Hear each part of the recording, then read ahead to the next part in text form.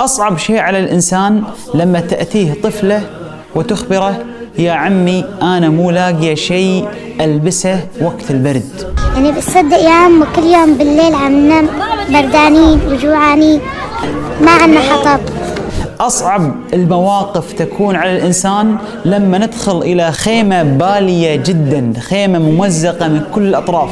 طيب يا عم ابنك نام مرة بس مرة بدون أكل هو بردان. كمية البرد التي نعاني منها داخل المخيمات في زيارة بسيطة جدا، مجرد أن نوصل مساهماتكم لا نستطيع أن نتحمل هذا البرد القارس. كنا دفيانين على زمان بابا، بس هلا على أول بابا ياخذنا معه. واجب الوقوف مع هؤلاء في هذه الأوقات أمر عظيم وأمر كبير جدا لنا احنا كمسلمين. كل الأولاد اللي عند الأبهات عطولها بيناموا دفيانين، جزء منا احنا، جزء منا.